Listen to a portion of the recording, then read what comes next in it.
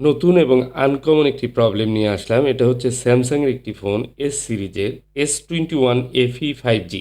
এটিতে ব্যবহার করা হয়েছে স্যামসাংয়ের Exynos 2100 মডেলের যে সিপিইউটি সেটি। তো এই ফোনটির মূলত ডিসপ্লে চেঞ্জ করা হয়েছে কয়েকদিন আগেই মনে হয়। তো কপি ডিসপ্লে লাগানো হয়েছে। এই ডিসপ্লেটি দেখুন কালারটি কেমন করছে। সবচেয়ে বড় প্রবলেম হচ্ছে এই ফোনটি রিবোট করে। যদিও আমি একটু আগেও দেখেছি যে স্যামসাংয়ের লোগো এসে যাচ্ছে, বারবার আসছে যাচ্ছে। কিন্তু এখন ডিসপ্লেটা অন্যরকম আসছে। এটা হয়তো কানেক্টর থেকেও ফল্ট হতে পারে। তো আমি এই বিষয়টি দেখব। মূলত প্রবলেম হচ্ছে যে ফোনটি অন অফ হয় এরকম করে। তো এই সমস্যাটি যেহেতু ডিসপ্লে চেঞ্জ করা হয়েছে বা সিপিইউতে কোনো ইস্যু আসার সম্ভাবনাই বেশি। তো এই RAM CPU থেকে প্রবলেম আসলে হতে পারে বা হয়েছে কিনা এটা আমরা একটু কিছুক্ষণের মধ্যেই প্রুভ করব। আমরা চেষ্টা করব এটা RAM CPU-টা রিমুভ করে রিবোলিং করে ফিক্স করার। কারণ এছাড়া অন্যান্য সবকিছু ঠিক আছে। ফোনটা রানিং চলছিল হঠাৎ করেই এরকম হচ্ছে। তো অনেক সময় কি হয় আমরা যদি কপি ডিসপ্লে লাগাই, ডিসপ্লে একটু লো কোয়ালিটি ডিসপ্লে লাগালে কি হয় যে আমাদের প্রসেসরের উপরে কিন্তু চাপ পড়ে। সেক্ষেত্রে ফোনটা একটু হিট হয়, একটু চার্জ কম থাকে এবং প্রসেসরটিও অনেক গরম হয়। এরকম সমস্যা হতে পারে এবং এই সমস্যা থেকে কিন্তু প্রসেসরের যে প্রবলেমটা সেটা কিন্তু ক্রিয়েট হতে পারে। তো এরকম প্রবলেম হলে অনেক সময় প্রসেসর রিবোলিং করে আমরা ফিক্স করে নেই। তো আমরা চেষ্টা করব এই ফোনটিতে প্রসেসর রিবোলিং করে ফিক্স করার। আরেকটি বিষয় আপনাদের জানিয়ে রাখি, এ ধরনের বিভিন্ন ধরনের প্রসেসর ইস্যু যেগুলো হয়, এগুলোতে আমরা অ্যাকচুয়ালি কাজ করে থাকি প্রসেসর নিয়ে।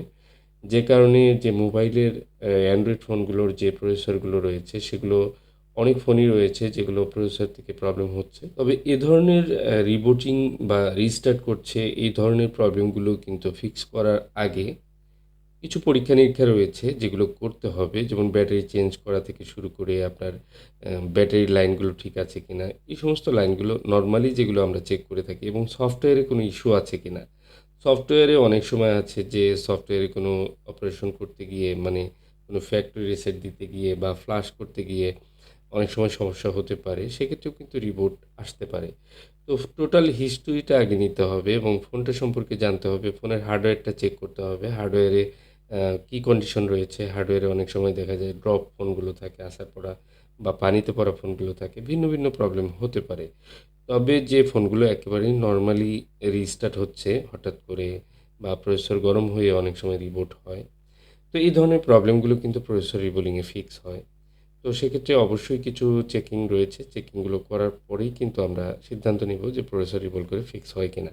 এবং প্রসেসর রিবোলিং আমি করব যে এই স্যামসাংয়ের যে প্রসেসরটি Exynos 2100 এই প্রসেসরটি রিবোলিং করার পর যদি প্রবলেম ফিক্স নাও হয় তাও যেন আগের মতো থাকে সেদিকে লক্ষ্য রেখে কাজ করার চেষ্টা করব। আর কাজের সময়ই কিন্তু ভিডিও ধারণ করে সেই ভিডিওগুলোই কিন্তু আপলোড করি। প্র্যাকটিক্যালি যেহেতু কাজ করি। অ্যাকচুয়ালি আমার এই ইউটিউব চ্যানেল বা ফেসবুকে অনেক ভিডিও রয়েছে। দীর্ঘদিন ভিডিওর আপলোড করা হয়েছে। তো ইদানিং ভিডিও খুব কম আসছে কারণ আমি কাজ খুব একটা কম করছি। যেহেতু সবসময় কাজ করি না। আরেকটা বিষয় হচ্ছে যে আমাদের এখানে অনেক টেকনিশিয়ান রয়েছে। আমাদের শপে ৪-৫ জন আরও টেকনিশিয়ান আছে, তারাও কাজ করে। তো অ্যাকচুয়ালি আমি যে কাজগুলো করি আমার সাথে অনেকেই কন্ট্যাক্ট করতে চান। আমার সাথে কন্ট্যাক্ট করার ওয়ে হচ্ছে শুধুমাত্র হোয়াটসঅ্যাপে ভয়েস অথবা টেক্সট করবেন। সরাসরি কেউ কল করবেন না। কল করলে আপনি অটো নোটিফিকেশনটা পাবেন না এবং মেসেজ করে রাখলে আমি সময় বুঝে রিপ্লাই করব। আমার কিছু ক্যাটেগরি রয়েছে, ক্রাইটেরিয়া রয়েছে যেগুলো সব ধরনের কাজগুলো আসলে রিসিভ করি না বা সবগুলো কাজ করি না। প্রসেসর রিলেটেড কোনো ইস্যু থাকলে আপনারা ফোনের মডেল এবং আপনার লোকেশন এবং ফোনের কন্ডিশন, ফোন অনেক সময় আছে যে ফোনগুলো অ্যাকচুয়ালি একেবারেই খারাপ অবস্থা বা কয়েক জায়গায় দেখানো হয়েছে ফোনগুলো হবে না, অনেকে বলে দিছে। সেই ধরনের ফোনগুলো আসলে বারবার বিভিন্ন জায়গায় দেখিয়ে সময় নষ্ট না করাই ভালো। যেহেতু যারা কাজ করবে তাদেরও সময় নষ্ট হয়। আর কিছু বিষয় আছে যেমন ফোনটা আসলে যখন ফ্রেশ কন্ডিশনে থাকে তখন খুব অল্প সময়ে ঠিক হওয়ার সম্ভাবনা থাকে বা ভালো একটা কন্ডিশনে থাকে। কিন্তু যখন ফোনটা কোনো জায়গায় কাজ করানো হয় বা দেওয়া হয় সেখানে ঠিক হয় না, তার মানে অবশ্যই ভালো কোনো হাতে পড়েনি। যে কারণেই হয়তো ঠিক হয়নি। তখন দেখা যায় যে সেই ফোনটার কন্ডিশন খুব খারাপ হয়ে যায়। সেই ফোনটি আসলে পরবর্তীতে আর ঠিক হওয়ার সম্ভাবনা আছে কিনা এটি বলা মুশকিল। এবং সেই ফোনটাতে অনেক সময় দেওয়ার পরে অনেক সময় ঠিক হয় না। আমাদের নিজেদের অনেক লস হয়ে যায়, অনেক সময় অনেক আইসি লাগিয়েও লস হয়ে যায়। যেমন গতকালকেই ফোন দিলেন একজন, সে একদম ফ্রেশ একটি মাদারবোর্ড আমাকে পাঠানোর কথা। সে ছবিও পাঠিয়েছে। কিন্তু একদিন পরে আমাকে বলছে যে তার ছোট ভাই অ্যা লোকাল একটা দোকানে দেখানোর পর তারা নাকি আইসিটা ফুটিয়ে ফেলছে। মানে সিপিইউটা নষ্ট করে ফেলছে। এখন সেই ফোনটা নাকি আর ঠিক হবে না। তো এখন ওই ফোনটা আমার কাছে পাঠাতে চাচ্ছে। অ্যাকচুয়ালি যখন একটা ফোনের ফ্রেশ কন্ডিশন থাকে, তখন যদি আপনি একজন এক্সপার্টের হাতে দেন তাহলে ফোনটা ঠিক হওয়ার চান্স অনেক বেশি থাকে। কিন্তু ফোনটা যখন একদম অন্য কেউ দেখার পর খারাপ হয়ে যায়, মানে ফোনটা যদি ভালো হাতে পড়ে তাহলে অন্তত যে কন্ডিশনে আছে সেই কন্ডিশনে থাকে। অনেক সময় কিছু কাজ করতে গেলে ঝুঁকি থাকে, খারাপ হওয়ার চান্স থাকে সেটা ভিন্ন বিষয়। কিন্তু যেগুলো হওয়ার মতো সেগুলো যদি খারাপ হয়ে যায় সেক্ষেত্রে তো আসলে সেটা একটু দুঃখজনক। তো যাই হোক Samsung Exynos যে প্রসেসরটি এটি আমি কিন্তু ইনস্টল করছি রিবোলিং করে।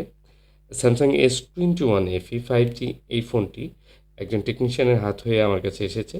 অনেক সময়ই দেখা যায় যে আমার কাছে ভায়া হয়ে ফোনগুলো আসে অ্যাকচুয়ালি। সরাসরি যে ফোনগুলো আসে সেগুলো সরাসরি আমি WhatsApp এ কনট্যাক্ট করে ফোনের কন্ডিশন, ফোনের হিস্টোরি সবকিছু আমি জেনে তারপর সেই ফোনটি আসলে আ কি প্রবলেম হতে পারে, ঠিক হওয়ার পসিবিলিটি কতটুকু আছে, এগুলো পরামর্শ করে তারপরেই কিন্তু ফোন রিসিভ করি। হুটহাট করে একটা ফোন দিলেই কিন্তু সেটা কাজ করা যায় না। তো আপনারা যদি সরাসরি অনেকে আসতে চান, সরাসরি আসলে অবশ্যই বলবেন। যদি আমার ভিডিও দেখে আসেন তাহলে অবশ্যই পরিচয় দিবেন যে ভিডিও দেখে আসছেন বা আমার সাথে কথা বলতে কারণ চান। অনেক সময় এরকম মিসআন্ডারস্ট্যান্ডিং হয় যে ফোনটি আমার কাছে দেননি, আমার দোকানে হয়তো অন্য কাউকে দিয়েছে। কিন্তু সে হয়তো ধারণা করছে যে আমার কাছেই দিয়েছে। পরবর্তীতে আমাকে যখন ফোন দেয় বা মেসেজ করে যে আপনাকে ফোন দিয়ে আসলাম, কোনো খবর নেই, ২-৩ দিন হয়ে গেছে। এরকম মেসেজও আমি পাই। তো তখন দেখা যায় যে আমি অবাক হয়ে যাই। "কি ব্যাপার? আপনার সাথে তো আমার কোনো কথাই হয়নি।" তো তখন বলে যে হয়তো অমুক ভাইয়ের কাছে দিয়েছি। তো যখন আপনারা ফোন দিবেন, যাকে দিবেন তার সাথেই কন্টাক্ট করবেন। প্রত্যেকের নেম প্লেট বা সাইনবোর্ড নাম্বার আলাদা, আলাদা দেওয়া আছে এবং যারা সামনে ফ্রন্ট লাইনে বসেন তারা সবাই এক্সপার্ট। মূলত একেকজন একেক ধরনের কাজ করে। তো কাস্টমার হ্যান্ডেলিং থেকে শুরু করে কাজগুলো তারাই দেখা যায় যে সমাধান করে দেয়। তবে ওদের সাথে কথা বললে বা আমার সাথে যদি সরাসরি কথা বলতে চান বা আমার সাথে যদি আমাকে দিয়ে কাজ করাতে চান, সেটা অবশ্যই আগে প্রকাশ করতে হবে। কারণ একটা কাজ যে রিসিভ করে তার দায়িত্বে সে নিয়ে কাজ করার চেষ্টা করে। তো যাই হোক দেখুন আমি সিপিইউটা রিভলভ করে লাগিয়েছি। ফোনটা ডিসপ্লেতে ক্লিক করলো, মানে ডিসপ্লের যে প্রবলেমটা এটা আমি আগে দেখি। রেবনটা যেহেতু নতুন ডিসপ্লে লাগানো হয়েছে, রেবন থেকে বা কানেক্টর থেকেও অনেক সময় এই প্রবলেমটা হয়। আমি একটু ওয়াশ করে নেব। ওয়াশ করে লাগিয়ে দেখব এবং ফোনটা লেখা আসতো বা লেখা এখনও আসবে আশা করি। প্রবলেমটা হচ্ছে রিবোটিং প্রবলেম। ফুল অন হয় না ফোনটা। আর ডিসপ্লে এখন বর্তমানে কিন্তু একটা সমস্যা আছে। সেটা হচ্ছে যে একই ডিসপ্লে ইউনিভার্সাল মডেল যেগুলো অনেক মডেলে কাজ করে, এই ধরনের ডিসপ্লেগুলো কপি ডিসপ্লেগুলো লাগানোর পর অনেক প্রবলেম থাকতে পারে। মিসম্যাচ হয় অনেক সময়। তো যাই হোক এই যে দেখুন Samsung Galaxy লেখা আসছে। আমি একটু অপেক্ষা করব সম্পূর্ণ ফোনটি অন হওয়ার জন্য। তো আশা করি আজকের ভিডিওটি একটু ব্যতিক্রম ছিল। কিছু আ বিষয় ক্লিয়ার করার প্রয়োজন ছিল আমার মনে হয়। যে কারণে কিছু কথা বললাম। তো অনেক সময় দেখা যায় যে অনেক কাজ নিয়ে অনেক লম্বা সময় দিতে হয়। যে কারণে খুব ডিপলি কিছু ডায়াগনোসিস করতে হয়। ডিপলি যদি কোনো কাজ নিয়ে মানে চিন্তা ভাবনা করে কাজ করতে হয়, তখন একটু নিরিবিলি পরিবেশে কাজ করার প্রয়োজন হয়।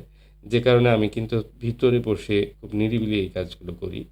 আর এখন বর্তমানে কাজে যেহেতু সময় একটু কম দিচ্ছি যে কারণে অনেকে আমাকে পান না। তো দেখুন Samsung S21 FE 5G আ এটা ২০২৩ এর মডেল মনে হয়। তো এই ফোনটি এই যে দেখুন সম্পূর্ণ অন হয়েছে। আর এই ফোনটিতে মূলত প্রসেসরের প্রবলেম কিন্তু খুব কম এভেইলেবল পাওয়া যায় না। তারপরেও যেহেতু প্রবলেমটি সমাধান হয়েছে বা এ ধরনের প্রবলেম একটা পেলাম আপনাদের সাথে শেয়ার করে রাখলাম। বিশেষ করে প্রসেসর ইস্যু নিয়ে কোনো কাজ দেখতে চাইলে ভিডিওটি শেয়ার করে রাখুন।